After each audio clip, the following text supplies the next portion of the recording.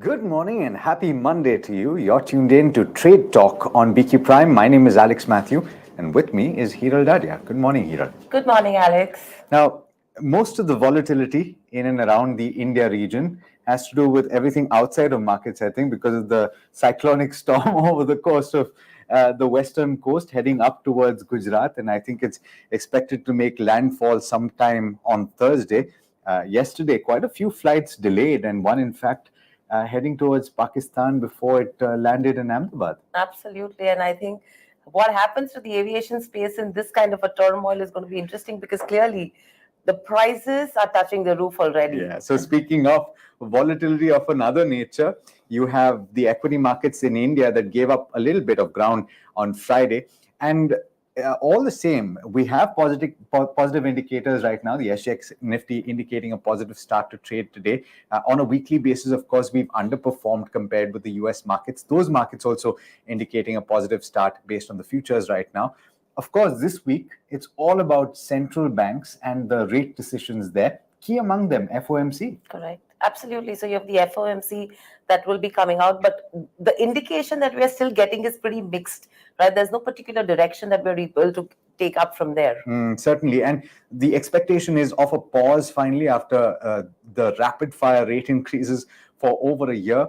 But several other central banks also going to be giving out their interest rate decisions. You have Europe, you have China, you have Japan, all of that in focus at the start of the week here. Absolutely. And Alex, with this, what happens to our markets is going to be interesting because overall, if you see from last week's perspective, we've clearly turned laggards for a second consecutive session, right? But overall, the week has been positive. We're trying to inch higher, but we're falling back. Profit booking at higher levels. Absolutely. There is profit booking at higher levels, but the underlying tone that the markets are giving us is that there is absolute positivity that is prevailing, and it's trying to move towards its previous highs as well.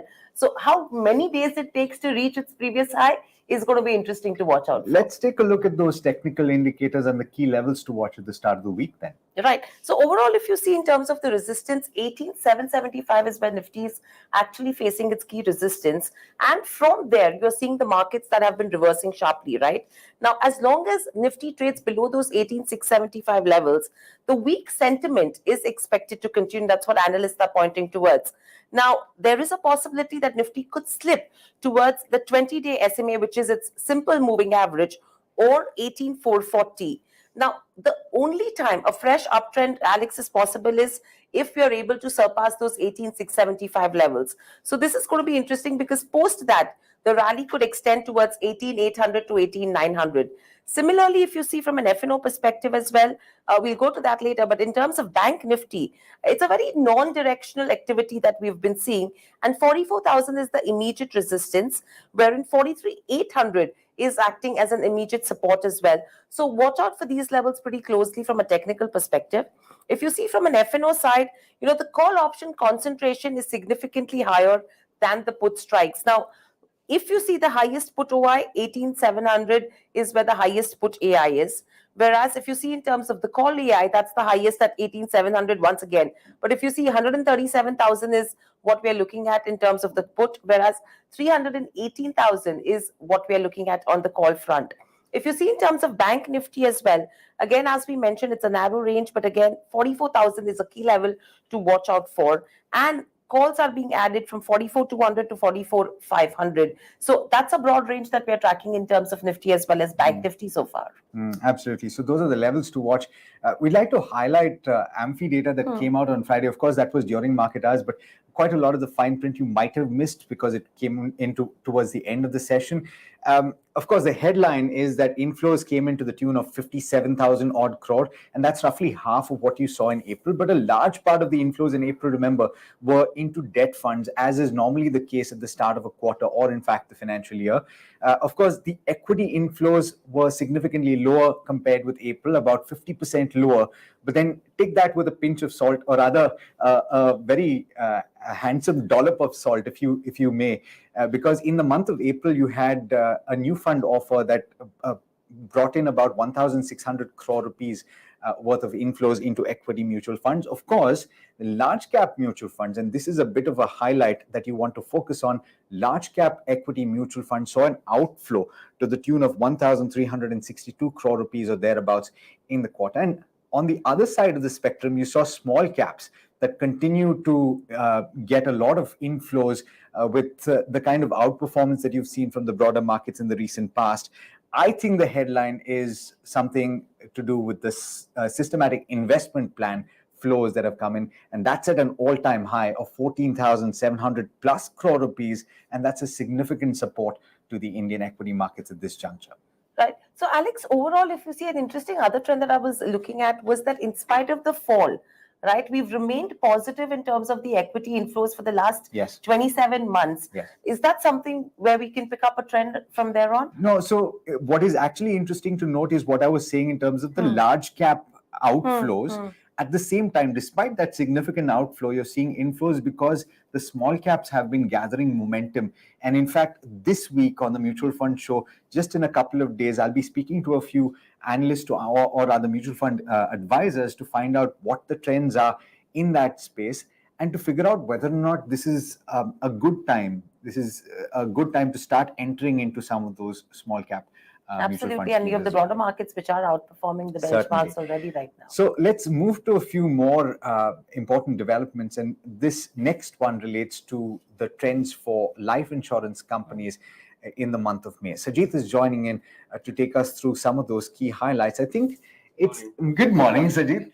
But I think it's par for the course what we saw in the month of May as well. Some of the trends that you saw earlier on in the month of April carrying through in May as well. So if you look at from March to April, we saw some decline in happening especially because of the tax thing which was playing out there. But in May, we have seen industry-weighted received premium, going up by 6%. That's on year-to-year basis, and on a month-to-month basis, it's up 36%. Private sector insurers have seen this grow by nearly 10% with SBI Life, HDFC Life, and ICICI Pru doing well on a month-to-month and year-to-year basis. On the PSU side, LIC is has been a laggard. We've seen the new business premium falling by nearly 11% there. And if you look at the retail, which weighted received premium, it has fallen by 1%. So on a complete industry point of view, it's basically the new business premium has fallen by 4% or largely because LIC being the biggest player and seeing a 11% fall there. But what is important is retail protection is likely back, and we've seen some growth coming in back into retail protection products, and that's going to augur well for some of the private sector players. Right. So I think from all of this, I think LIC, which has seen that degrowth, is going to probably see some bit of a downtick in terms of the stock, and SBI, a 58% growth. So these are, I think, the two highlights that I pick up from what you've said. That's it. SBI has grown not only on a year-to-year basis, but also on month-to-month sequential basis. But that could be a factor of the kind of product profile it has, and retail protection coming back in a big way, and that could be the thing. So while we see a good, we could see an uptick in SBI Life, we could see some pressure on LIC. Absolutely. Apart from this sector, Sajith, another sector which is in focus is in terms of power. Now, India's peak power demand has touched an all-time high. What would this mean from a company-specific perspective as well? Where could we actually see all the action today? So, we have been looking at all the power companies, and many of them have been performing well because there's a Section 11 in place which requires many of the imported power plants to get imported coal powered plants to get coal, and that means that some of the big players whose capacity was underutilized are getting utilized now to about 70 or 80%. Tata Power is one of them, where their Mundra UMPP is functioning at more than 70% because of the imported coal which is coming in. Otherwise, it wouldn't have been feasible. So that order of the government is ensuring that there's enough power supply and enough coal supplies which are there to power this thing. We saw the peak demand hitting nearly 222.9 gigawatts. the government has already predicted that it may go up to 229 gigawatts in April to June. If the monsoon doesn't come in as scheduled, or if there is any delay there, that peak demand can go up about 229 gigawatts as well. But if you look at the cold storages, it's much more comfortable as compared to what we had last year. Nearly 14 days of storage, which coal supplies are available in the country. So, and NTPC and other 6 states which are coastal states, and where a lot of coastal plants are there, orders have been placed for coal supplies. So that shouldn't be an issue with respect to coal. Lessons learned from last year, I think. Yes, it is. Absolutely. In fact, I was just reading an ICICI report as well with regards to power grid. And clearly what they've also indicated is that there is some bit of traction that's coming back to the power companies.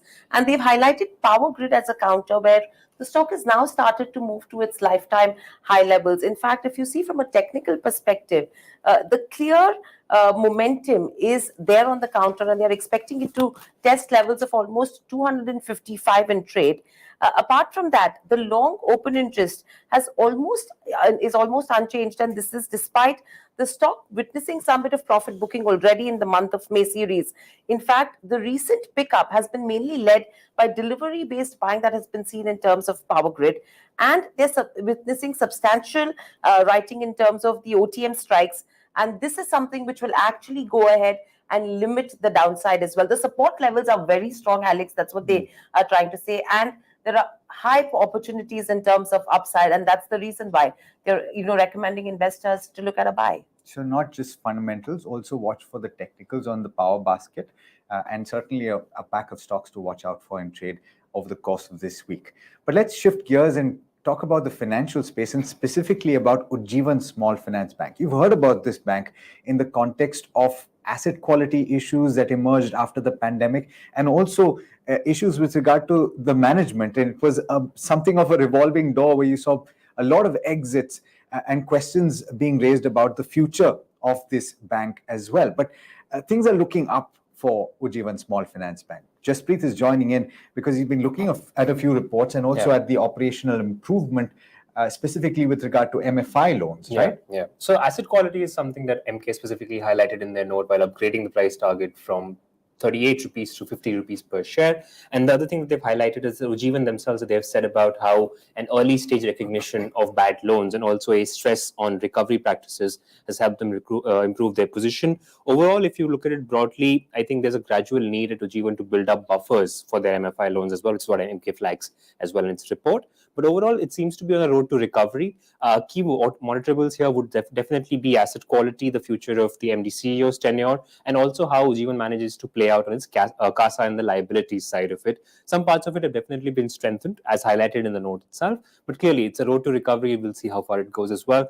And I mean, definitely one thing to watch out for overall, beyond just Ujjivan as well, is that MK flags Ujjivan specifically as a play on the MFI recovery. Now, if that MFI recovery extends beyond just Ujjivan as well, we could see others sort of, join the momentum as well. Certainly. Thanks, Jaspreet, for that highlight.